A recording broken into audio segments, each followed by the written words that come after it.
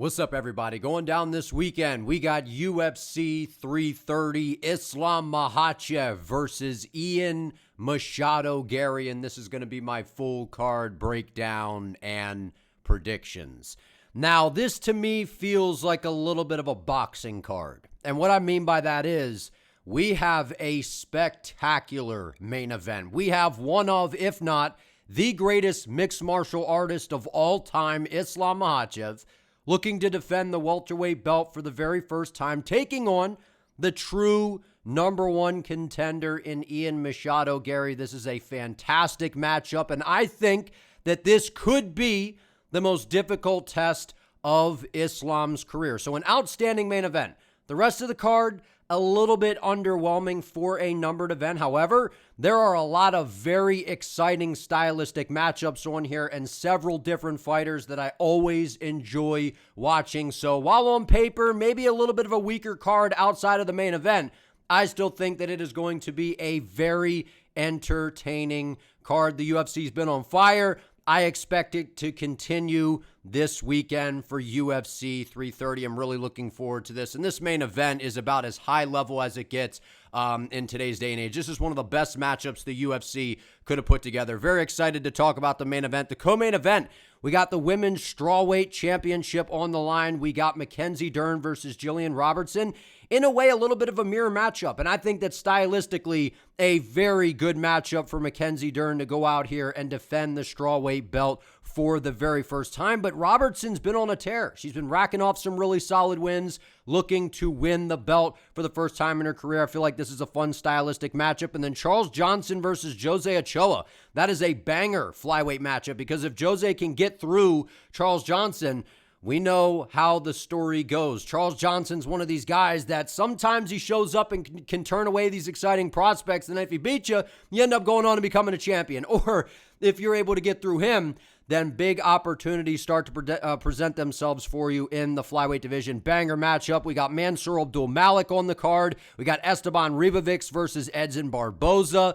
We got Joel Álvarez stepping in here against Chidi and Njokuani. Jalin Turner versus Kauê Fernandes might be the best, entertaining matchup on this card as far as it goes. So really looking forward to this card overall, man. I think the matchups are going to be very entertaining. But without further ado, first fight of the night, we got Jeremiah Wells versus Myktybek Orolbai.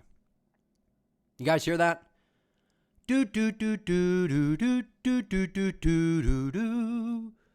All the way. Do, do, do, do, do, do, do. Send me on my way. Myktybek Orolbai is going to send Jeremiah Wells on his way. This is literally Myktybek Orolbai by any way he wants.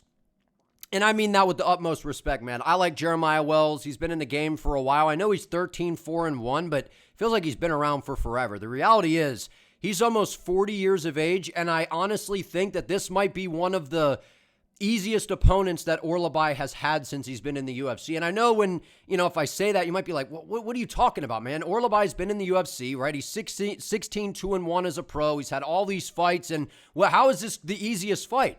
Well, look at his strength of schedule. Since coming into the UFC, Elvis Brenner, are we sure Jeremiah Wells is better than Brenner? Maybe a little bit. Okay, I'll give you that one there.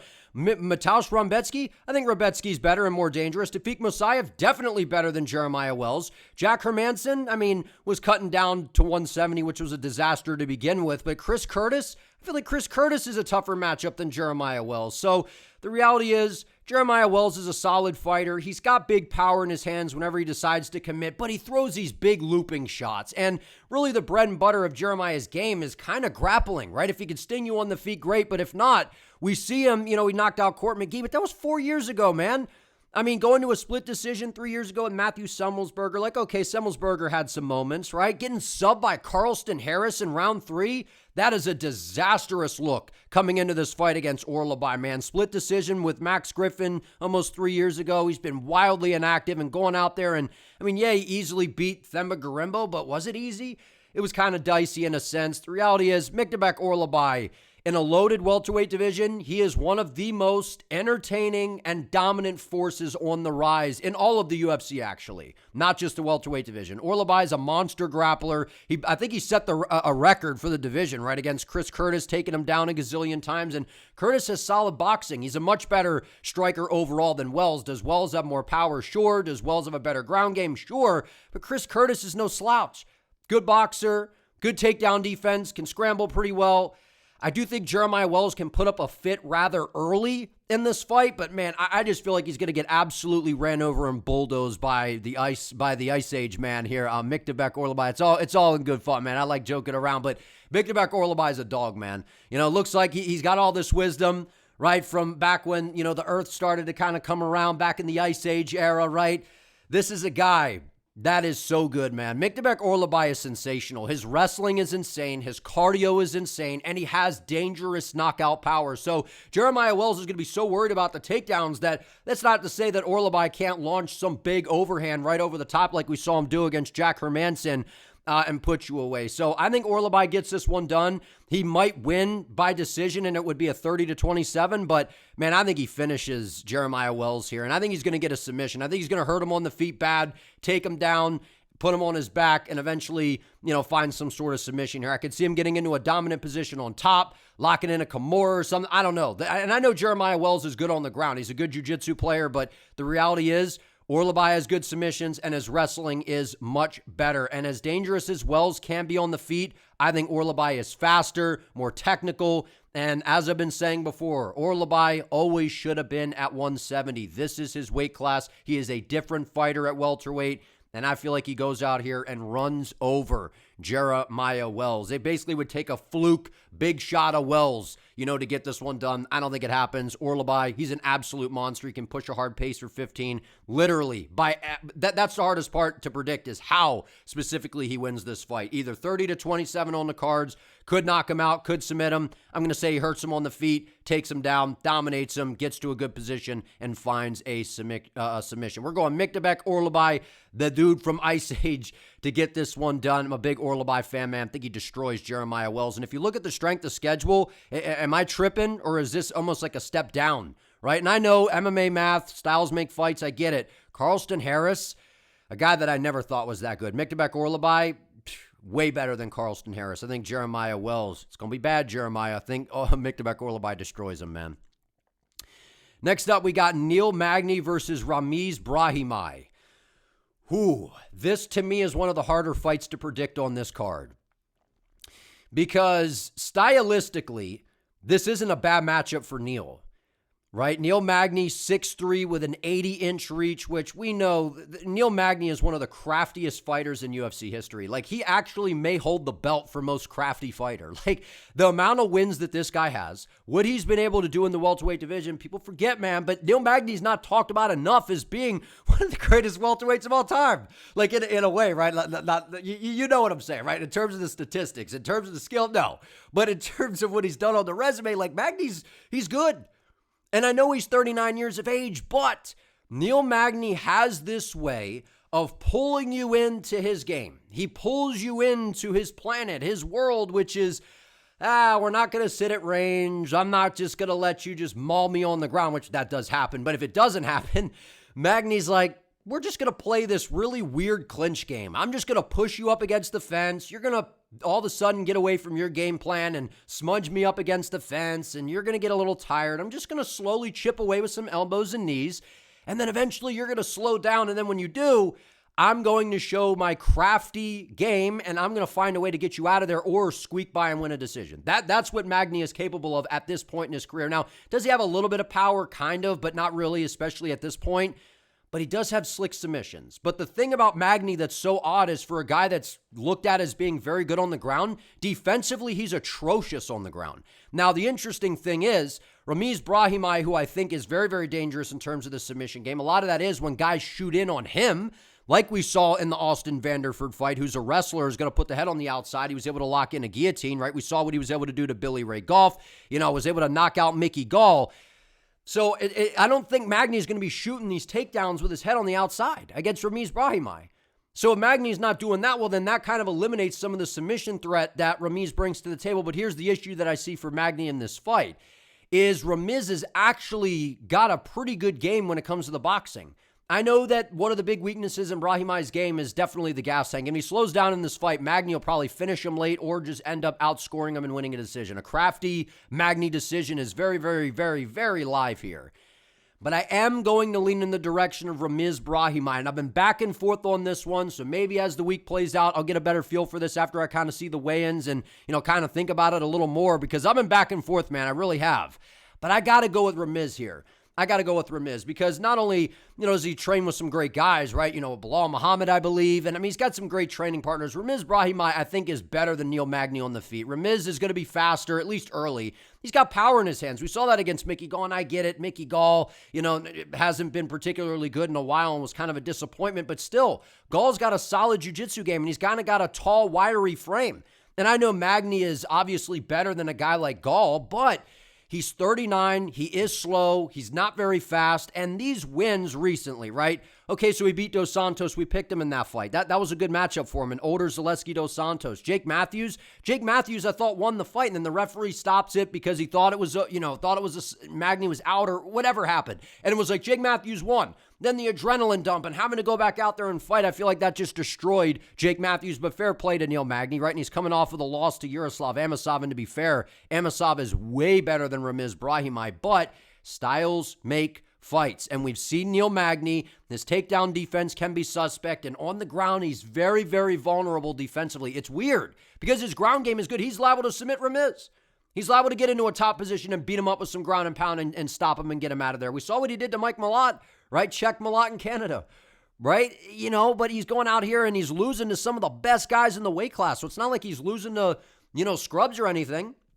And that's why this messes with my head, because I don't think Ramiz is elite in this weight class. But I do think stylistically it's a good matchup for both guys, which is why I'm so torn on it. Because I think Ramiz's boxing is better. He does have power to be able to hurt Magny, and we've seen Magny's chin is very much compromised these days. He's very hittable. His defense is very, very suspect, and he doesn't have a ton of power. So outside of Ramiz slowing down and getting tired, I don't think he loses this fight, honestly. But if he does get tired, Magny will pour it on and craft his way to a decision or even finish him. That's very, very possible because I'm not that impressed with Ramiz. But Ramiz does have a very good submission game. His takedowns are solid. I know I was saying, well, if Magny's not shooting takedowns, well, and it's just playing out in the clinch, well, how's Brahimaj going to submit him?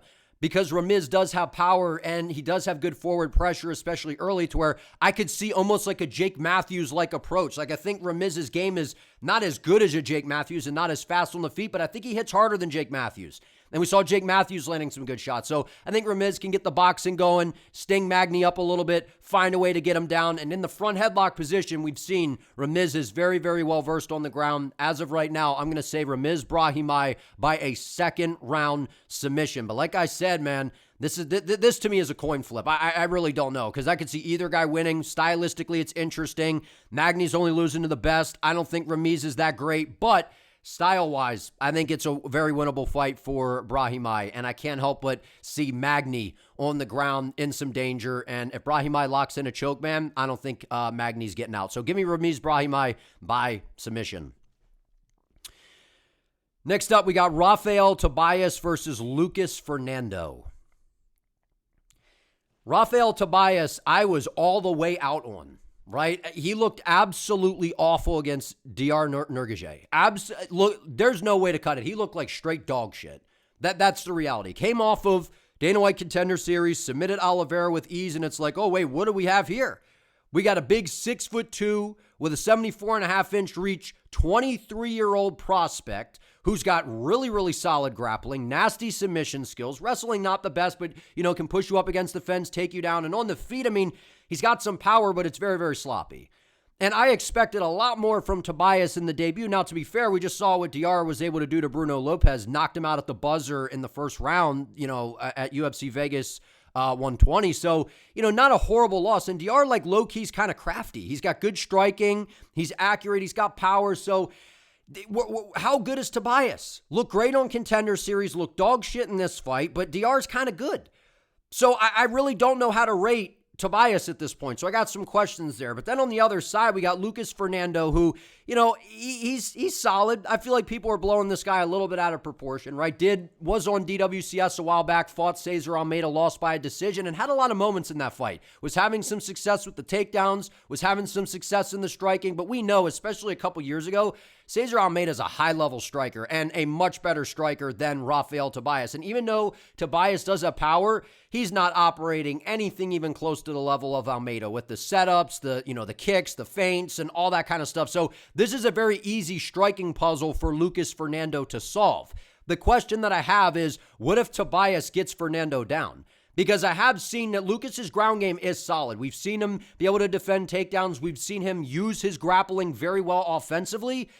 I'm a little uncertain, right, with Lucas Fernandez. But I will say this. He throws good, technical, sharp, straight punches, man. That jab is right down the middle. There's no telegraph on it. The straight right hand follows right down the pipe. And what I really like about Lucas, and tells me a lot about a young fighter, I know he's 29, but a guy that's getting a shot in the UFC here, he works the body incredibly well. Whenever you see a guy that's on the regional scene and he's not just headhunting the whole time, you watch him in these fights, he's outscoring guys, he's ripping to the body, right? The Latal fight put him away relatively easily, right? We saw some good leg kicks in this fight against Leon.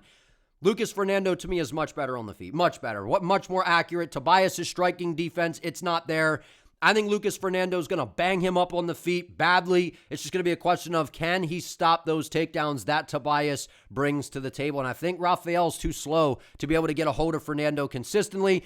I'm going to trust in the takedown defense of Lucas here, and I think he either outscores Tobias or he ends up finding some sort of knockout here. And I'm going to say it happens a little later in the fight. I'm going to say that Lucas plays it kind of, a little bit smart in the beginning, picking at range with the jab, banging some leg kicks from range, taking away some of the base of Tobias to make it a little bit harder for him to move and explode into range for some of these takedowns. And then I think Fernando's just going to get the right hand going and eventually start to rip that left hook to the body. That'll start to bring the hands down on Tobias, take wind out of his sails. Then I can see Fernando getting him out of there via body shot, putting him down and then following up with some ground and pound. The referee has to step in. Maybe Fernando cracks him early. That's definitely possible. I just got some questions about Fernando and how he's going to look in the UFC, but everything I've seen, much better on the feet than Tobias. Do have a couple questions about the ground game. Not really a couple questions, but how good is it going to look, right? I feel like we've seen some good things, but Tobias, again, like I said, kind of a hard read considering that Diar Nurgaje, he's actually looking kind of good these days, right? Seems like he's kind of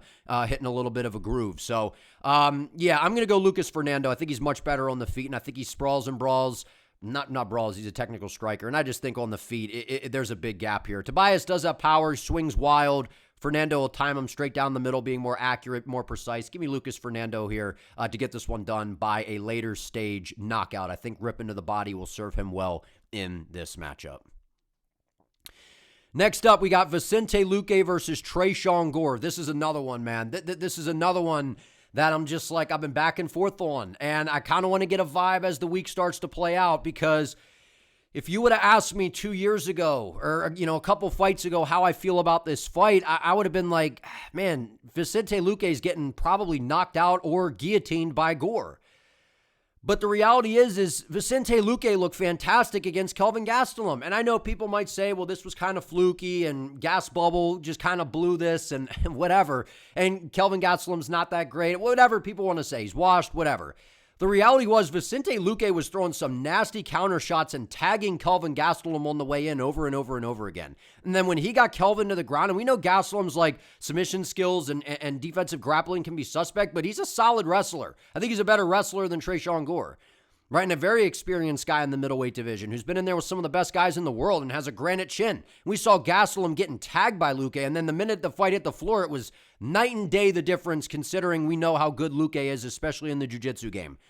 I was worried about Luque, right? All the stuff that's happened with him in his career, the damage, all that kind of stuff. And we've just seen, man, the Buckley fight, he basically melted in that fight.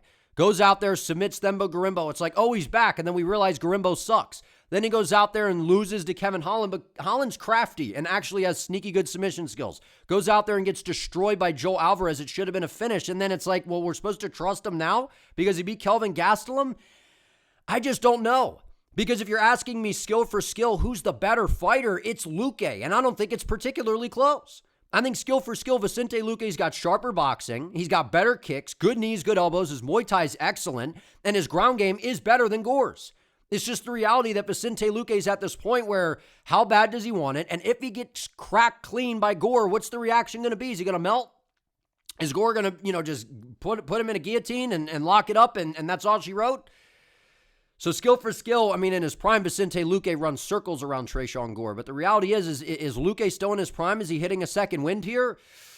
I'm going to lean a little bit in the side of Vicente Luque could potentially, since moving up to middleweight, have a newfound life in his career. And I'm going to pick Vicente to get this one done cautiously by a round 2 submission. I feel like Tresean Gore, man, he's coming off of a fantastic performance against Islam Makhachev. And I know that people are saying fraud check and this and that about Makhachev, but the reality is Makhachev's lost to 2 really solid guys. Yusribal Galroy is a nightmare in this weight class, one of the best strikers and most underrated fighters in the UFC right now with a glory kickboxing background. And then Tresean Gore is a powerhouse. He's got nasty low kicks, kicks like a horse, the experience that he, brings from the Ultimate Fighter, and Tresean Gore's been leveling up his game. He's got a nasty guillotine, which we've seen, right? He was able to do it against Tricoli. We saw him get it against Makhachev, who's a really good wrestler. We saw it against Josh Frem. Did get knocked out by Marco Tulio, who I think we're realizing is overrated and isn't that great. Going out there losing to Rodolfo Vieira, and what was alarming about that was Vieira outstruck him, was jabbing him up, man. So it's one of these things where it's like, can we trust Luque? And can we trust the fact that, Tresean Gore, all of a sudden, this is Gore 2.0. I think we got a little bit of both going on. I think that's what makes this fight very interesting. I think Luque is, in a way, sort of back. We'll have to see. And I think Gore has elevated his game, so I think we're in for a fun fight. But I think on the feet, Tresean Gore does have the power advantage. He does have nasty low kicks, but Vicente Luque, man, is a much sharper striker. He has more tools, and if this fight hits the ground and it's on Luque's terms, I think Tresean Gore is going to get submitted. And I know Gore is dangerous, but he's very hittable on the feet as well. And I know Luque, I've always said that about Vicente's game. He's way too hittable, and his defense is very suspect. But I think skill for skill, Luque's the better fighter. It just comes down to the fact of, do we trust him at this point? I'm going to lean slightly yes, but I'm very worried about this pick because I really like Tresean Gore. I was high on him on the Ultimate Fighter. He's coming off of a great win. I'm happy that he was able to, get it done because it felt like his back was to the wall there. I think this could be a dogfight. Maybe it goes the distance. I could see Gore knocking him out, clubbing him, and then locking in a guillotine. But I'm going to side with Vicente Luque. I thought his striking looked really good against Gastelum. And if the fight hits the floor, man, a motivated Luque is a very dangerous guy to deal with. And I like the way he was fighting on the back foot instead of always having to be the guy moving forward. Give me Vicente Luque by club and sub in this fight. I feel like the timing with the boxing as Gore pressures forward is going to be there. And if this fight hits the ground, I feel like Luque can cause Gore some problems. Give me Vicente with, like I said, I don't really trust Vicente at this point, but I'm going to say that him moving up to 185, maybe this is some new life for him in his career, not draining his body as much. Next up, we got Donte Johnson versus Eric McConico. The legend of Eric McConico continues. What do we do here? What do we do here? Because I was on the record saying that after what I saw from Donte Johnson against Cody Brundage, I was mad at Johnson and I said, I'm out, man. I'm out on this guy. But then they booked him against the legend Eric McConico. And the reality of this fight is, I think Eric is a much sharper fighter all around. I think his fight IQ is better. I think his striking technique is better. I think that he's a smarter fighter in there, and I just feel like overall he's the more technical fighter. But that doesn't always mean that you're going to win.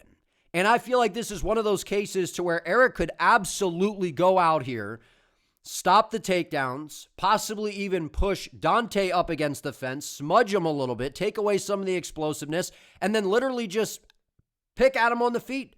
Land the left hand, right? Because we know Johnson, predominantly orthodox. McConico's a southpaw, so an open stance battle. The kicks to the body are going to be there. High kicks, the straight left hand down the middle. I could see McConico banging Johnson up and possibly even catching him, right? We've seen that Johnson is pretty durable. I could see McConico catching him or just outscoring him and winning a competitive decision. I think it's very, very possible. I think this is actually a close fight. But then when I really think about the style matchup, while I think that Eric is the more technical fighter, the way I'm feeling right now is just Eric doesn't do the best when guys are pressuring him. And Donte Johnson, while he has horrendous fight IQ, and this guy's out here entertaining grappling exchanges with Brundage, where it's like, Brundage is a good wrestler. What are you doing? Get to range. Throw your hands. You're faster. You're more dangerous in that department. Bang him up in a fight that I wasn't even sure that Donte won. Goes out there and dominates Cedric Dumas, but Dumas is terrible. You know, had the great knockout on Contender Series, but he was out here beating up a lot of heavyweights and heavier guys, and now here he is at middleweight, and, you know, McConico is more skilled than a lot of those guys, more technical. So I think that Eric is very, very live to get this one done. But right now, I'm thinking that Donte Johnson goes out here and gets this one done. And I'm going to say by decision. I do see a scenario to where he explodes and catches Eric with a big shot, because we've seen that Eric's takedown defense is solid. We saw that in this fight against Adolfo Vieira, which this was an impressive performance, because I know that Vieira is a lot older and he's obviously a lot more dangerous on the ground on paper than Donte Johnson, given the jiu-jitsu game that Vieira brings to the table. But on the feet, Vieira's not dangerous at all, and he's very, very slow, and he looked the slowest he's looked in his entire career, in my opinion, in that fight. I was in the Apex, right? So I had a very close visual on how bad Adolfo Vieira looked in terms of the striking. And he looked good against Gore, but he's slow, he's lethargic, and it just allowed McConico to pick his shots. And McConico defended on the ground pretty well. But Donte Johnson is a lot more explosive, a lot faster than Adolfo, and I do think Donte is green, and he's going to learn. I think skill for skill, McConico is better, but it's one of those scenarios to where Donte can pressure, he can grapple, his gas tank is solid, and we've seen that if you could tag Eric with some big shots, he tends to kind of shy away, shell up a little bit, and then that's where the output slows down and he allows guys to kind of get to him. But to be fair, Eric has looked solid, and his only losses are to Nsultan Ruziboyev, who's a sniper, who's, you know, nasty in this weight class, and is a guy that's going to be in the rankings. I don't know if he is right now, but definitely will be, in my opinion. Goes out there, close one with Brundage, you know, could have went either way, possibly, right? Then gets knocked out by Bison Gore, but was putting up a good battle until he got nasty, you know, sniped on the way in. And that's how these guys have been getting him, is just kind of sniping him on the way in. Donte Johnson doesn't have that ability, but he is explosive, he does have power, and he is well-rounded. And I feel like Eric doesn't do the best with guys that can bring pressure to the table. I feel like the forward pressure, the explosiveness, and the ability to grapple that Johnson brings, I feel like can nullify maybe a smudgy, you know, slow you down type of game plan that Eric could bring to the table. But like I said, I think Eric is very live here. I think he could absolutely get this one done. But I will side with the guy that I feel like is a little bit more gifted. He's a little bit faster, more athletic, more explosive. And I do think that he'll put on a better performance than what we saw against Cody Brundage. So give me Donte Johnson by a competitive decision, because, again, I was kind of out on Johnson until I saw this fight. Feel like stylistically it's a decent matchup for him, and I feel like the explosiveness can save him here, and I feel like he puts on a better showing than before. That's how I'm feeling right now. Jalin Turner versus Kauê Fernandes, or Kauê Fernandes. This is a banger. This might be the fight of the night. This might be, you know, one of the best fights on the entire card, and I'm really looking forward to this. When this got announced, I was like, holy banger, man. I mean, you got Fernandes, who's got some of the nastiest leg kicks in all of MMA right now. He's a nasty, orthodox style of striker. He will switch stances, right, especially if you're a southpaw, to be able to land those leg kicks. We saw that in the Harry Hardwick fight, to where he butchered his legs with calf kicks. We saw in the Guram fight, he destroyed him with low kicks, right? And then going out there against Yaya, I mean, just butchering people, man. Absolutely butchering people. Did lose to Mark Jacasey almost 3 years ago, which that's not a great look. But Kauê Fernandes is very durable. He's a hard guy to get to. His ground game seems to be decent from what we've seen, at least, you know, from what, you know, so far in his career. It's not like it's been tested against some of the highest opposition when it comes to the ground skills yet. But on the feet, this guy's a handful for anybody. And we got an interesting thing on our hands here, because we know Jalin Turner is a southpaw and Fernandes is orthodox style of opponent. So we got an open stance game. Now, like I was saying before, Kauê will switch stances. He will go southpaw, but it becomes telegraphed. You know that he's going to throw the low kick when he does that. And if he just switches stances right in front of Jalin Turner, that's going to be the perfect time for Jalin just to blast him with a straight left hand right down the middle. And here's the deal with Jalin Turner. I've been saying it for a long time. I'm a big Jalin Turner fan. This is a guy that has top 5 skill in this weight class in terms of the striking. And even on the ground, his jiu-jitsu is sneaky good. Jalin Turner has a sneaky good submission game. Jalin Turner, when his mind is in it, this guy's one of the best lightweights on the planet. For me, it's never been about his skills. It's been the mental game. And he took some time away, right? He dropped 2 in a row to Moicano to where he knocked him out at 300 and walked off and wanted the walk-off KO and allowed Moicano to recover and build back, and he ended up losing, right? Got subbed by Brahimaj to where he just melted, took some time away, came back and destroyed Edson Barboza. But that is clearly a shell and the ghost of Edson's past. Like, that is not the same Edson Barboza as we all know. Then that brutal KO against Bob King Green, lost a close one to Dan Hooker, and one that I actually thought Jalin Turner won. I mean, he banged up Dan Hooker on the feet in that fight. This is one of those things where Jalin Turner, I don't even know if he's ever won a decision. I don't believe he's won on the scorecards before. It's either Jalin Turner gets finished or he finishes you. So I think we see a finish in this fight. And I'm going to say that Jalin Turner plants that left hand on the chin of Fernandes in the very first round. I think Jalin Turner, man, as long as he comes in mentally ready and he's there and he wants this, Jalin Turner is better than Fernandes. I got no doubt about it. It's just the fact of Fernandes is dangerous. He's got some experience in the UFC. The confidence is building. He's riding a 3-fight win streak, and a pretty solid one, to be fair. Yaya's a solid opponent. Guram, at one point, it was like this guy could potentially be something. Unfortunately, he kind of fizzled out of the UFC. But then Harry Hardwick, like, these guys are nowhere near the level of Jalin Turner, in my opinion. And I know that Fernandes is very, very durable. He's a guy that we haven't seen put out of there. But in this fight, Jalin Turner is a better kickboxer. He rips kicks to the body very well, and that straight left hand is a laser beam. And it's straight, it's accurate, there's no telegraph on it. And Fernandes' striking defense, to me, it's suspect. He relies on he puts the hands out there, a little bit of a long guard type of deal. And I could just see Turner marching him down and planting a big left hand on the chin of Fernandes. But if Jalin Turner does not get a knockout in the first or second round here, man, it could be bad for Jalin Turner, because Fernandez' leg kicks are no joke, and he will throw him. Even if he's orthodox and Turner southpaw, he still will throw him to the inside leg. He'll attack the calf from the inside and risk banging his shin or foot right into the shin of Jalin Turner. So throwing in an open stance battle to the calf right there, that could be dangerous, man. You could bang your foot up real bad. But the reality is Fernandes will do it. He'll switch southpaw and try to throw those kicks. We know Turner's got those toothpick legs, so the calf is very, very vulnerable here. But Jalin Turner's going to have a 2.5-inch reach advantage. He's quite a bit taller.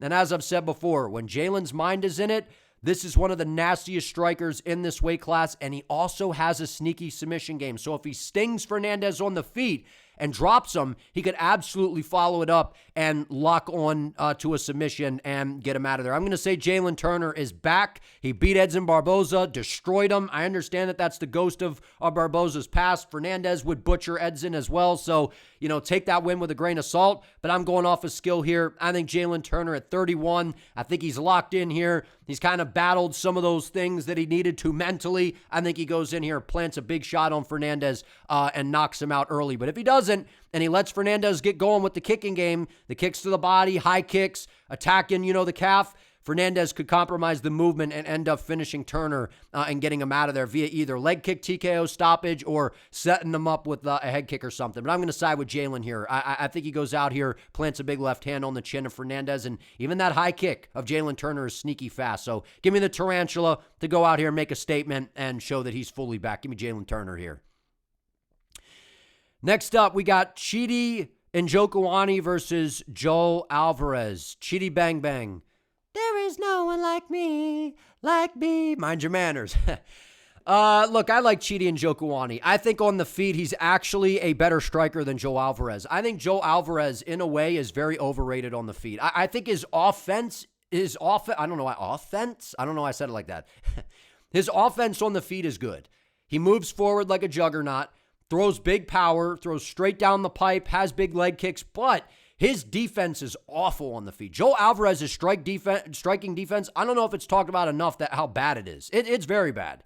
And coming forward against a guy who has outstanding lightning fast Muay Thai capability like a Njokuani, that could potentially be a nightmare for Joel in this fight. And I absolutely could see a world where Chidi just bangs him up with some nasty kicks, rips some shots to the body, and takes advantage of the lack of defense that Álvarez has on the feet. And I think Njokuani could knock out Álvarez, or at least out-damage him and win a decision here.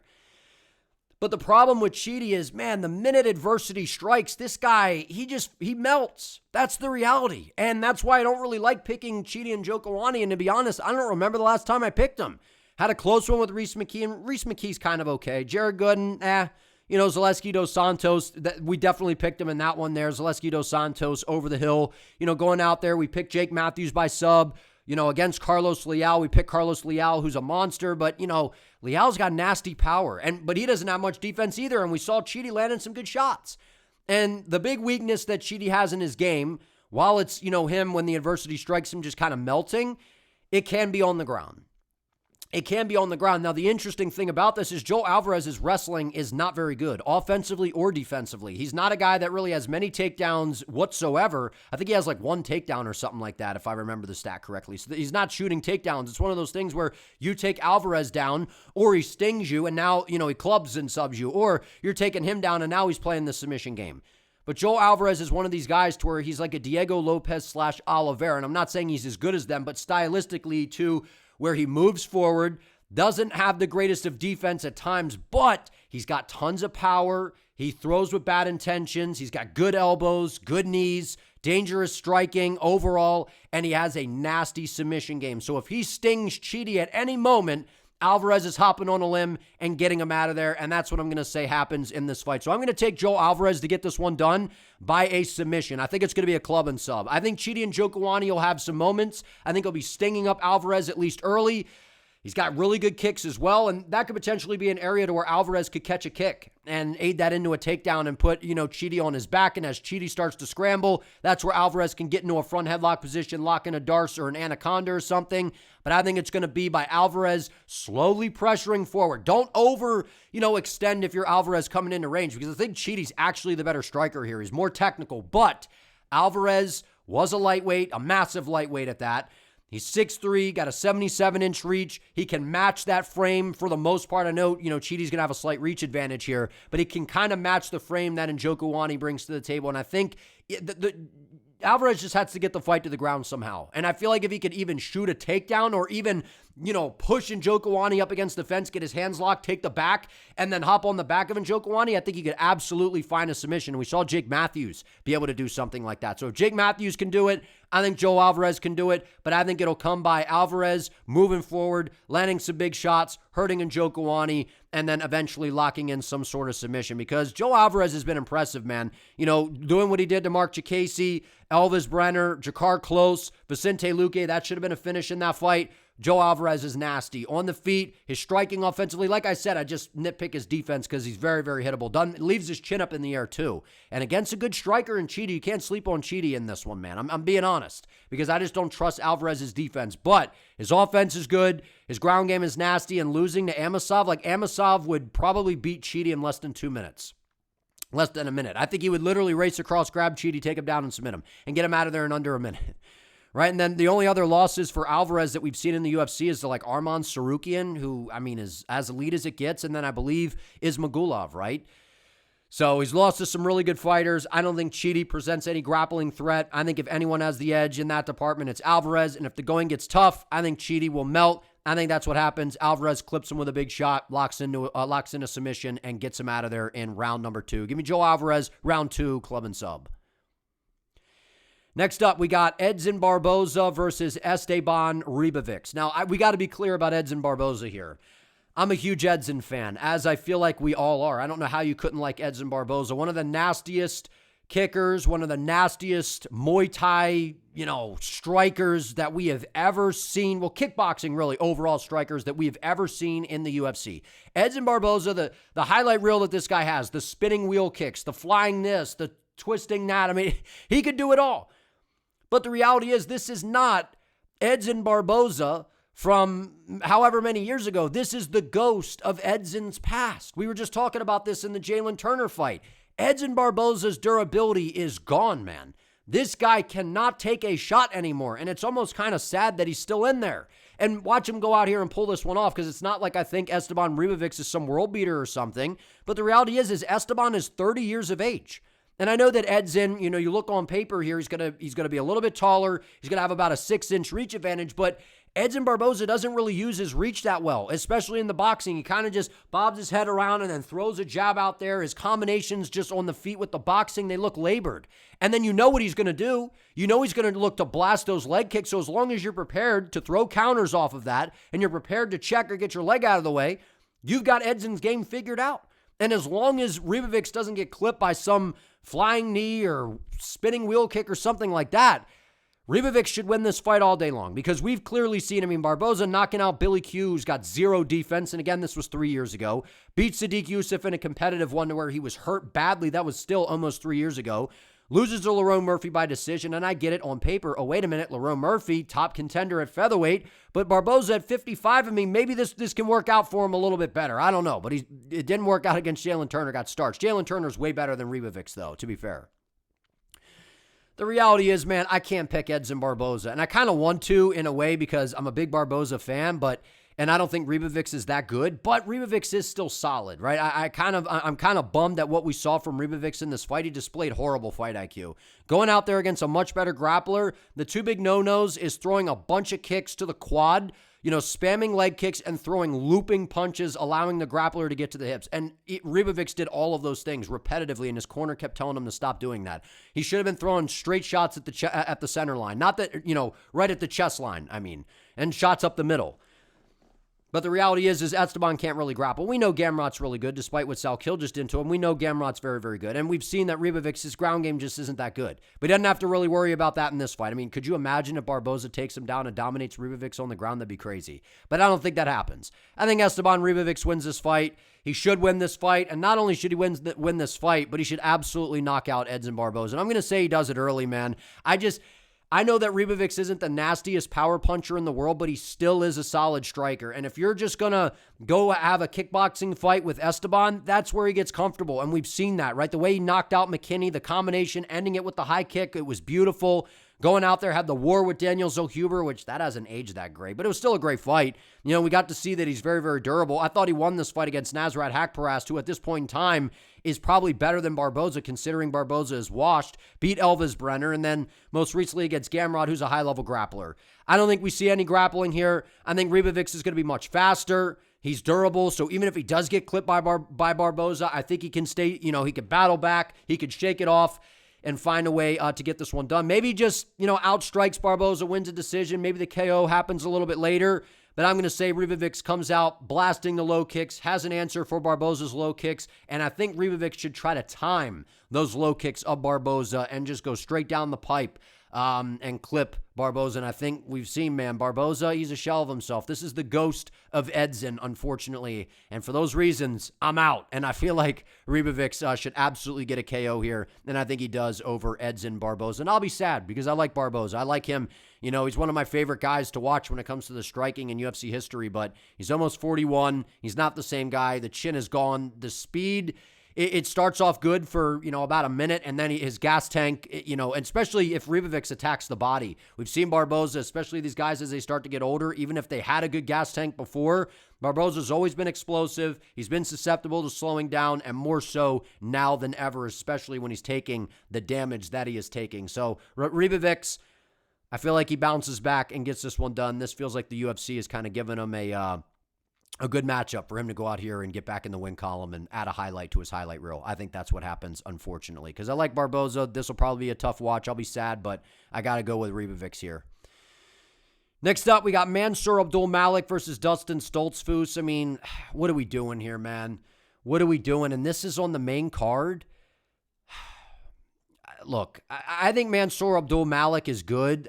He was overhyped to a degree, and that's why we picked Yusri Bulgari. It was kind of crazy that Yusri was an underdog in that fight. That was kind of surprising to me because Yusri was going to be able to stop the takedowns and was way, way, way better on the feet. It was a bad matchup for Mansur. I was saying, I don't know why the UFC booked this fight. You're kind of, crushing the hype and confidence that Mansur brings to the table. But the reality is, Dustin Stoltzfus is nowhere near the level that Yusri Bulgari is. And if we want to take away anything from this fight against Yusri, it's the fact that Mansur is an absolute dog and he is not going to quit on himself. He got battered in that fight, man. Battered. And he was hanging around, doing everything he could to fight back. He was throwing back, and then he just got picked apart and eventually just got put away. And Yusri, former Glory kickboxer, crazy frame for the weight class. And as I've said before, one of the most underrated fighters in the UFC and one of the best strikers in the UFC. Going from Yusri to Stoltzfus, I can't help but feel like this is going to just feel like night and day for Mansur to where Dustin's going to be throwing and Mansur's going to be like, that's it? After being in there with Yusri. And the reality is, Mansur is dangerous, right? Wrestled at the University of Maryland. He's a Division I wrestler, very, very high level on the ground. His submission skills are also there. Destroyed Dusko Todorovic, which I know isn't, doesn't mean a whole lot, but got dropped by Nick Klein, which was very, very nerve-wracking if you pick Mansur like I did in that fight. Then battled back, finished him with ease. The stuff in the Brundage fight, but he still looked solid there.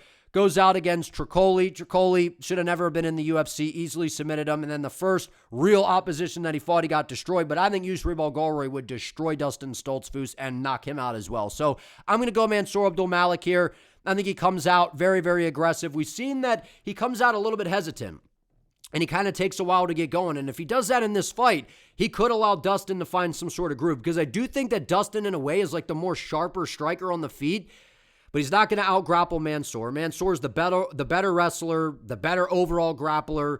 He's stronger, more explosive, faster, more power. It's just the fact that Dustin is a little bit sharper and cleaner on the feet, but that doesn't always mean that you're going to win the fight. And I know he submitted Punahele Soriano 2 years ago, almost 3 years ago, not a bad win.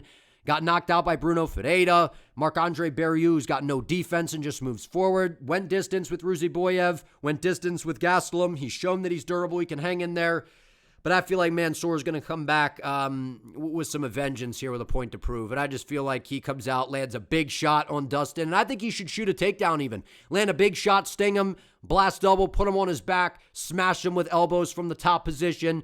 Dustin may turtle over, then Mansur can lock in an easy submission. But, man, Mansur, I feel like he can land a big shot on the feet and clip him and put him away, or even just take him down, beat him up on the ground, and have to get the referee to step in due to some nasty ground and pound. So I'm going to say Mansur Abdul-Malik lands a big shot early, shoots a takedown, puts Stoltzfus on his back, blasts him with some nasty ground and pound, and the referee steps in and calls a stop to the action. I can see it happening early, so I'll say first round, but if not, it could happen in the second, could happen in the third, or we go out here and we get an underwhelming fight to where it's a little bit back and forth to where Mansur just does a little bit more damage and gets it done on the cards. But I don't trust Mansur to a degree because I think he's very vulnerable on the feet. But we saw in this fight that he is a dog, and I feel like he can out-dog Dustin Stoltzfus, who is kind of sneaky decent in a way. But at 34, almost 35, Mansur is going to have a 5-inch reach advantage. Mansur is way more athletic, way faster. He'll close the distance fast, and I just feel like he'll clip Dustin, and Dustin won't even know it hit him. Give me Mansur Abdul-Malik by round 1 or round 2 TKO. Next up, we got a flyweight banger. We got Charles Johnson versus Jose Ochoa. Now, as I said at the beginning of the video, this is either one of those moments. This is Ochoa's like 8 Mile moment in a way, right? To where he could go out here and you beat Charles Johnson and you break the Charles Johnson trend of what Charles does to these very, very talented, young, striking prospects in the flyweight division. So if Charles Johnson wins this fight, Jose Ochoa might be a future champion. That's kind of what's happened, right? Look what happened with Joshua Van, Lonnie Kavanaugh. We've seen some of the best strikers that have been on the come up in this weight class, and Charles Johnson is getting beat up by these guys, and then he ends up knocking them out late. So there's the real potential that happens in this fight. Also considering that Ochoa's hands are very, very low. His defense to me is quite a bit suspect to where that does leave, some concern for me here. But the reality is, Charles Johnson's a slick operator in there, man. He is a slick, tricky guy to deal with. We saw against Ramazan Tamirov went distance with him. We saw what Tamirov was able to do to Steve Erceg. So again, crafty Charles Johnson on display. Going out there, was getting beat up by Kavanaugh. Kavanaugh got tired, as we've seen throughout his career, and Johnson put it on him and knocked him out. We picked Johnson in that fight, right? Goes out there and gets knocked out by Alex Perez. This is the MMA math for you. Charles Johnson will go out there and knock out a great striker and then get knocked out by a guy that's known for his grappling. Close one against Bruno Silva, but one that I thought he pretty clearly won. Goes out there against Asuam Abayev, gets dominated and then submitted with the Sulayad stretch. I feel like it would be wise for Johnson to mix in some takedowns here. Look to drown Ochoa with some pace, with some pressure, with the output, putting the combinations out there, switching the stances. And if you're just going to play the striking game with Charles Johnson, he can do that with pretty much anybody in this weight class. And the thing about Charles is he's not going to get tired. So he's got great cardio, great output for a full 15 minutes. So Ochoa's going to have to be ready here. But the thing that I like about Ochoa is this guy, one, he's dog tough. He has a sneaky solid ground game where his submission skills are really, really good. His back takes are nice. His jiu-jitsu game is very, very solid. But on the feet, he's got nasty power. And both guys like to hold their hands low to where they're vulnerable to being countered. But at this point in his career, I feel like if Ochoa touches that chin of Charles Johnson, Johnson's going away, man. And I know on paper, well, look, Joshua Van couldn't do it. Lonnie Kavanaugh couldn't do it. Styles make fights. We got a southpaw striker here in Ochoa, right? And he comes in, loses to Kavanaugh, but, still went distance with him. And Kavanaugh's a sniper, man, and a sharpshooter. Look how he knocked out Cody Durden, a beautiful left hand. And Islam Makhachev got good grappling. Styles make fights, but there were moments, at least somewhat, for Ochoa. Then goes out there and beats Clayton Carpenter, who is a really good grappler, really nasty jiu-jitsu. So I'm going to take, Jose Ochoa in this fight. I'm going to say that he finds a knockout. I'm going to say that he ends up finding the chin of Charles Johnson at some point. But if it goes distance, I can see it getting dicey to where Ochoa outscores him on the cards. I could see a situation where Johnson, puts on a crafty vet type of performance, possibly even KOs Ochoa in the later rounds. But I'm going to side with Ochoa here, man. I just feel like on the feet, he's sharp, his striking is good, and he's got more power, I think, here. And I know that he's not the biggest knockout artist in the world, but we've seen that Charles Johnson is chinny, and especially a little later in his career here. He likes to get fancy with the footwork, the movement. He throws these combinations. His hands are down. I could see Ochoa, when Johnson goes southpaw, chewing up the lead leg. When Johnson's orthodox because he switches the stances, blasting kicks to the body, threatening with some high kicks, and then eventually finding a home for that left hand down the middle to where he just snipes Charles Johnson on the way in and is able to hurt him and put him away. And the thing about Ochoa is if he can hurt you on the feet, he's very, very live to take the back and find some sort of submission in that aspect. So I think Charles Johnson, he's got all the experience in the world. I think Johnson could go out here and pull off a very crafty performance because he's got good kicks. He's got good sharp boxing. The stance switching can be tricky. He's got a great gas tank. His volume, his output, all those things are definitely a concern, for Ochoa coming in. But I think Ochoa's got enough experience at this point to where he could stay safe of the Charles Johnson crafty game that he brings to the table, to where Ochoa could go out here, out damage him, win a decision, or find that shot like I think he will in round number 2 off the break. Left hand, boom, over the top from Ochoa, drops Johnson, follows up with some ground and pound, and gets him out of there. And I know styles make fights, but if Alex Perez can land a good shot on you and put you away, why can't Jose Ochoa? So when you look at the resume of Johnson, the guys that, he's beaten and all, we could play MMA math all day. I think stylistically, that left hand down the middle is something that can find a home for Ochoa in this fight. So I'll take it by second round knockout or by a damaged-based decision, but wouldn't be surprised if Charles Johnson, Energy, pulls out a crafty vet performance and adds another young striking prospect in this weight class to his resume. But give me Ochoa to get this one done. Co-main event, we got Mackenzie Dern versus Gillian Robertson. This is basically a mirror matchup in a way. You got two women that are not that great on the feet, but are really, really good on the ground. Now, when I say not particularly great on the feet, Mackenzie Dern, I think, is going to have a big striking advantage. And I've been saying this for a while. People talk about Mackenzie Dern and the looks and this and that. That doesn't do a service completely to the game that she brings to the table. And I understand the UFC. We understand why she's very marketable and all those kinds of things. But Mackenzie Dern has the skills, dog. Like, she's not just, the way she looks. No, she has real skills. Her jiu-jitsu is world-class, man. Her jiu-jitsu is next level. She's got some of the best jiu-jitsu in all of WMMA. Nasty on the ground. And her striking has gotten so much better over the years, to where I think she has a big striking advantage in this fight. She has the output. She does have a little bit of sting, not a ton of power, but a little bit of sting, to where Gillian Robertson's striking defense is atrocious, to where I could see Mackenzie stinging her up. And we picked her against Virna Jandiroba in this fight, and she was able to land some good shots and just be busy on the feet against Jandiroba, who I think is a much better grappler than Robertson. Goes out there and beats Amanda Ribas, submitted her. Again, Amanda Ribas, it doesn't mean a whole lot these days, but it's still impressive. Got it done against Lupe Godinez. Lost to Amanda Lemos, but that was 2.5 years ago. We know Lemos is very dangerous on the feet, much more dangerous on the feet than Robertson. And then going out there against Andrade, and that was almost 3 years ago, and Andrade way more dangerous on the feet.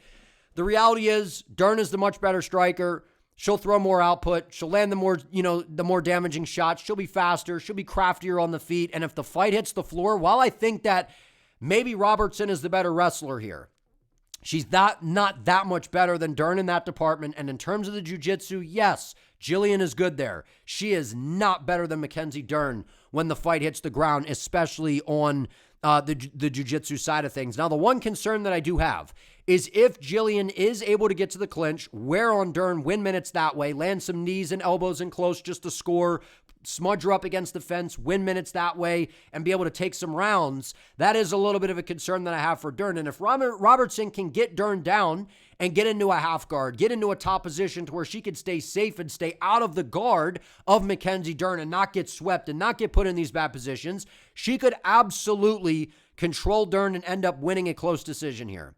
But when you look at the win streak, the long win streak that Gillian Robertson's on, yes, it's impressive on paper, but Poliana Viana, Dern would easily beat her. Michelle Waterson Gomez 2 years ago, going out there, Luana Pinheiro, Marina Rodriguez. Now, these are like okay wins because Marina's like solid on the feet, but the ground game's not there. Amanda Lemos, it was a dicey one, and I don't know how it was unanimous. I actually thought it was a lot more competitive than what people remember, and we just saw what Alexia Tayanara was able to do against Amanda Lemos.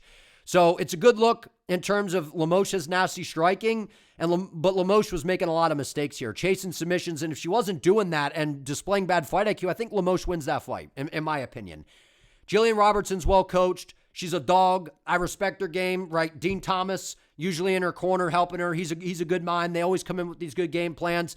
I'm not counting out Gillian whatsoever because I think that this is stylistically a good matchup for both ladies here. But I got to go with Mackenzie Dern. I just think she's the better overall fighter, and I think she's going to find a submission. I think Gillian Robertson is going to F around and find out. She's going to be playing the clinch game. She's going to be getting kind of out-volumed on the feet, outstruck. Dern's going to – I know it's crazy that we're saying that how we're talking about this, man. Like Dern's some world-class striker, but she's probably going to look like that in this fight. I think she's going to have a significant striking advantage. And I know Robertson's like striking is – it's not awful, but it's not good, right? So it's kind of like, right? To where she could land some shots. And we've seen that Dern in the past, she is susceptible defensively to getting cracked with some stuff. But I don't think it happens in this fight. At least not often enough. Dern out-volumes her, outworks her on the feet, and then eventually Robertson level changes. Dern reverses position and ends up catching Robertson in either a triangle, an arm bar. I could just see Dern catching her in some sort of submission. Because if you're going to just play the grappling game with Dern for long periods of time, it just feels like bad things are going to happen over the course of a 25-minute fight. And if Robertson doesn't look to grapple, then it'll be a crappy back-and-forth striking battle that's kind of low level to where Dern will just put more output out there and win on the cards in a competitive one. So give me Mackenzie Dern either by decision or by finding a submission. And I feel like Robertson will go out there, do what she's been doing. She's been on a tear. She's looked very impressive. But her style, I feel like it's kind of a mirror matchup in a way by the way that they fight. Dern's better on the feet and on the ground. I feel like Mackenzie's jiu-jitsu game is another level, and I feel like Robertson, unfortunately, is going to find that out and walk into a submission. Dern's going to set her up and get her out of there. So very good matchup for Dern, and even though she's the champion, like really, is she really the champion? I like Dern, but come on, man. This is about, in my opinion, getting Mackenzie Dern a title defense, and this is a good matchup for her to be able to do it. She goes out here and beats Gillian Robertson. The ground game will show levels, and on the feet, she'll be a step ahead. Main event. If you guys are enjoying this video, if you could do me a favor, please give the video a like, subscribe to the channel if you are new, and if you could spend some of those hype points and hype this video, man, your boy would greatly appreciate it. Now, I do have a very in-depth breakdown that I will go ahead and link below in the description for this fight. Because from an X's and O's standpoint, this is a fascinating matchup, right? You got Ian Machado Garry, whose only loss in his entire career was a short notice fight, I believe, against the boogeyman at the time, and Shavkat Rakhmonov, who is a big welterweight with really good grappling, a nasty clinch game, and pretty solid striking overall. But the reality is Islam Makhachev is not Shavkat Rakhmonov. Islam Makhachev is much better than Shavkat, in my opinion. He's a much better all-around striker. He's a much better all-around grappler.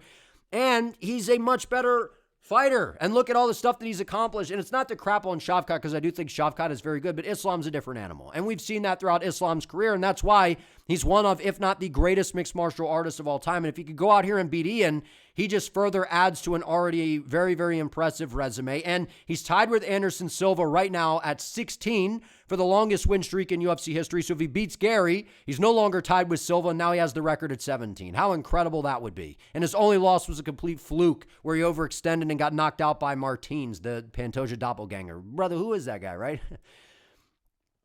This fight to me is really, really relatively simple in a way when you all boil it down. If Islam goes out there and this is a 25-minute kickboxing fight, I feel like that favors Ian Garry, right? This is going to be the tallest and rangiest opponent that Islam has ever had to deal with. Garry's 6'3", going to have a 74.5-inch reach. He's going to have a reach advantage. And it's not just the reach and the length that Garry brings to the table, but it's the way that he fights. He's very elusive, and he's a rare kind of fighter at this point in time, man. There's a lot of guys that they're very good at fighting, moving forward and being on the front foot and pushing you back. Garry can do that, but he can also fight very well on the back foot. He can fight well anywhere. And there's not a lot of guys that can say that. He can fight very well on the front foot and the back foot. And that's what makes Garry very, very difficult to deal with. And he's got great footwork and great lateral movement. So we're going to probably have to see Islam break out some tricks and some things that we haven't had to see a ton of from him in his career. And if Garry's sitting on the back foot and making Islam come to him, we're going to have to see Islam look to close the distance and pressure and close down Ian Garry. And we've seen that Islam's a guy that likes to sit at range and kind of play it safe. He likes to sometimes you'll come to him and a level change and get to you. Sometimes he'll just kind of pick at you and then eventually throw a combination and get to the hips and take you down. This is one of those fights where Ian Garry has to keep his back off the octagon side, off the fence by any means necessary. The fence is lava, and the ground is lava, but more so the fence. Because if Islam gets you up against the fence, you're probably going down. And I know that Garry has good judo, but I think Islam has the edge in that department. And it's the system that Islam brings to the table with the grappling. He's the most complete MMA grappler that we've ever seen, in my opinion. His judo, his jiu-jitsu, his wrestling, everything when it comes to grappling, Islam is incredibly high level at it. So even if you defend a single leg, he could go to the double. He can then go to a crossbody. He can get a judo throw. He can trip you. He can do anything. He has so many ways to be able to get you down. And not just up against the fence. He can shoot a beautiful takedown out in space and get you down. He can shoot a very athletic shot that I don't feel like he gets enough credit for. If Garry keeps his back off the fence, he gives himself a really good shot to win this fight, right? Because out in space, especially if he's the one pressing Islam backwards, that makes it a little bit easier to see the shots coming. And that could favor Garry if he could put Islam on the back foot and dictate the pace of this fight. Ian Machado Garry's got nasty kicks. It's going to be an open stance game. I wouldn't be surprised if we see Islam go a little bit orthodox here to switch it up, take away that Ian Garry calf kick, those kicks to the body and the high kick as well, because in the open stance game, Garry's nasty. We saw what he was able to do to Daniel Rodriguez, right, where he threw the kick to the body, then set it up high. We saw him have a close one against a fellow southpaw in Jeff Neal, who weaponized the clinch. I think Islam's going to take some notes there. We saw him, have good grappling success against MVP. The Shavkat fight, he showed a great ability to be able to scramble, stuff takedowns, take the back of Shavkat. He was very impressive in that fight, man. Went out there and beat Protest, the only guy in the UFC to beat MVP in Protest. How impressive is that? Then goes out there and beats Belal Muhammad, but that was actually a lot more competitive than what I remembered when I went back and watched it. Belal actually did a lot better than what I remembered live. Ian Machado Garry's nasty. He's got those oblique kicks. Islam's going to have an answer for him, because not only are they nasty where they could damage up your knee and hyperextend it and tear something, whatever, but it also becomes a mind game to where you're like, I don't know if I want to plant and press forward because he's going to throw that stomp right at my leg. So there's a little bit of a mental aspect that comes with that. But Ian Garry's got nasty leg kicks, throws them Dutch style like Poatan, where he doesn't really shift the shoulders, to where he just whips them out there very well. But if Islam is in the southpaw stance, it's going to make the low kicks a little different, to where Garry's either going to have to go right to the inside, or he's going to throw the little switch kick, to where that can then put him a little bit out of position where Islam can look to counter and try to get to the hips off that. And then also, those are going to be situations to where in the open stance, Garry can throw those body kicks and try to set up a high kick and time Islam and potentially catch him with a head kick and knock him out. But the reality is the more that you kick and you throw to the body and all those kinds of things, yes, you could set up a high kick that could potentially catch Islam, but you're leaving yourself in position to allow Islam to catch a kick and take you down. This, to me, is all going to come down to how does Ian do with the grappling that Islam brings to the table. Because while I think Shavkat is really good, I don't think that, yes, he's the bigger guy and maybe stronger, and you can say all these different things, and maybe more dangerous with the power on the feet, and I understand that aspect. But Islam just has more tools. That's the reality when I say he's better than Shavkat. What he's accomplished and the tools that he brings to the table. And he's so well coached, man. With Team Habib, the Abdul-Malik school, man, the legacy, all these different things, man. Javier Mendez, there's some really sharp minds. They have to come in with a good game plan here, because Ian Machado Garry, as much as I can't stand him, I love watching this guy fight, man. He's got some smooth striking. He's a smooth operator. Doesn't have a ton of power in his hands, but he walks you into traps. He feints a lot. He throws the kicks to the body, can set stuff up high. If you overextend and chase in recklessly, he'll slide out of the way and catch you with a sniper right hand down the pipe. He'll pop the jab, he'll throw feints. And that footwork, man, it can be tiring over the course of 25. So we'll have to keep an eye on the gas tank of Garry, but he's shown that his gas tank is solid. And even though Prates had a good fifth round here, he looked really good for 4 rounds and was mixing in some takedowns to disrupt the forward momentum of Prates. I don't think the takedowns are going to work for Garry in this fight. I'd be surprised if he's out-grappling Islam, right? If Ian keeps this fight on the feet for a majority of the fight, I think he can win. And I think he can pull off the upset. But here's the caveat. That doesn't guarantee that he wins if this fight is all on the feet. I still give him the edge there, but Islam Makhachev's striking is very underrated, and I actually think technique-wise and arsenal-wise when it comes to the boxing, I think Islam's boxing might be better than Garry. I know Gary's sharp with the jab and the right hand, but when it comes to the uppercuts and hooks, like we saw Islam Makhachev boxing up Dustin Poirier, man. He was landing some really good boxing combinations, and I know that the big weakness to his game, in my opinion, is the footwork. His footwork is a little bit sloppy. But he displayed great calf kicks against JDM. He had some beautifully timed takedowns. And to be fair, JDM just shells up behind the high guard and can't stop a takedown to save his life. Ian Garry is not just going to be standing in range with a high guard there to just take down. So it's going to be a lot more difficult, in my opinion, for Islam to be able to get a hold of him, get to the hips, and take him down. And I feel like that's why we're going to have to see Islam do some things we don't always see. That means pressuring forward, closing the distance, really setting up these takedowns. Because Gary's fast. And he's very, very smart. And I think Gary's going to come in very, very prepared. Both guys are going to have good game plans. This could be a little bit of a slower pace fight to where it's like a high-level chess match to where it's not like where we're oohing and ahhing, right? Maybe it could be like that. But I got to go with Islam Makhachev, man. And I think he's going to win this one by a decision. But I'm going to say that it's competitive. I'm going to say that it's going to be a 3-2 decision. I think that Ian Garry is going to... I feel like a lot of people recognize the skills of Garry. Like I know that, and you guys know I'm a big Islam fan. I recognize the danger here. I think Islam, he's going to have to fight one of the best fights we've ever seen from him.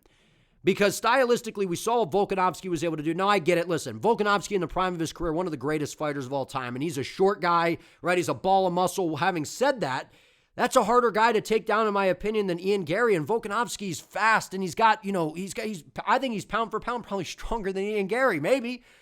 Right, and he's got a ton of feints and footwork, and getting in on a guy like that and controlling Volk, that's hard to do.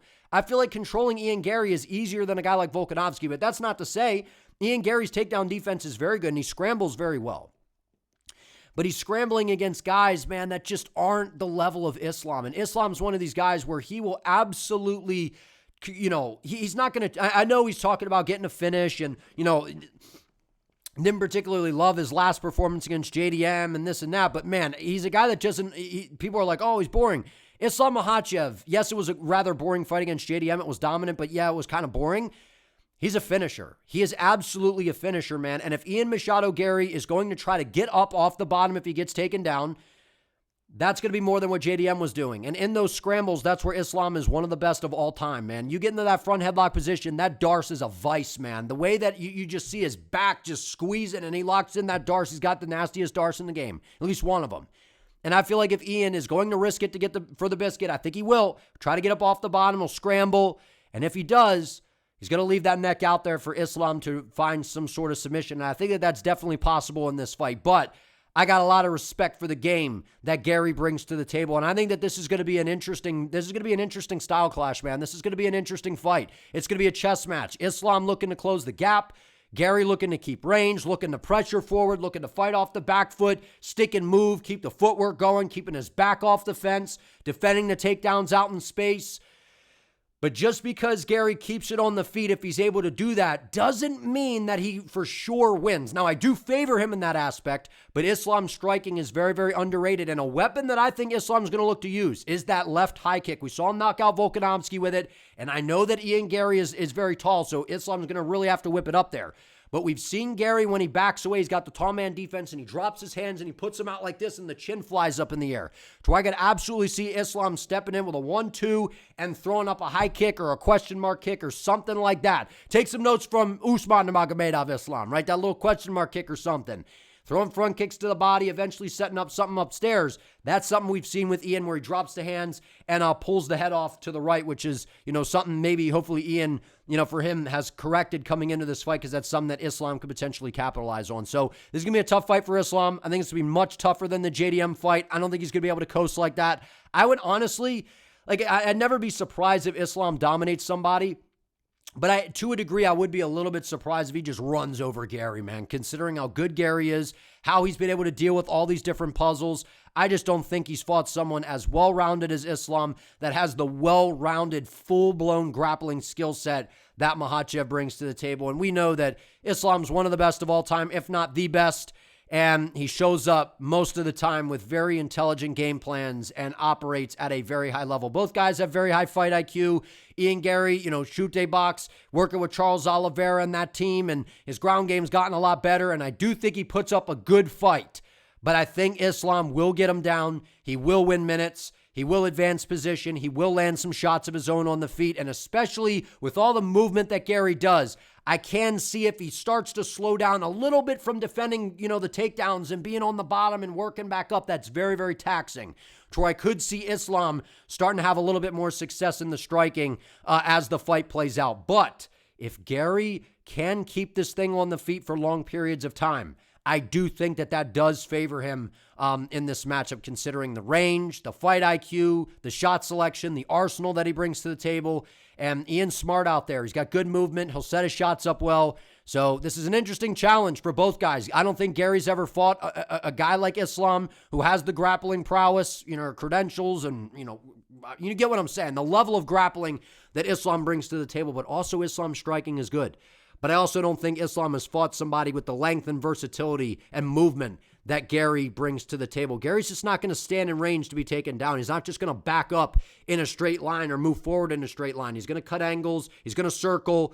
So that's going to create possibly some frustration for Islam to track him down. And if Garry keeps him at kickboxing range, he could just play the tit-for-tat game all night long and possibly pull off a big upset here. So while it would be a big upset because of who Islam is, I wouldn't be surprised if Garry wins this fight whatsoever. I think it's competitive, but I will side Islam Makhachev here by a competitive decision. I'll say he wins 3 rounds, Garry wins 2, and then Garry will have a lot of success in this fight, but it'll just come down to Islam's championship pedigree and the legacy that this guy has, man. He's a legend of the game. He's a smart fighter. He can mix it up, and I feel like his grappling will be slightly ahead of Ian. While I think Ian will have some answers here and there, I don't know if he has the full, I don't know if he has all of the notes and has the full playbook on how to stop what Islam does here. There's a lot of things to worry about that Islam brings to the table, as is there's a lot of things to worry about when you're fighting Ian Machado Garry. Super high-level fight. I got a more in-depth breakdown. Was trying to just give you the cliff notes. I know I was rambling. This is a great fight, man. I'm really looking forward to it. I think it's going to be a chess match.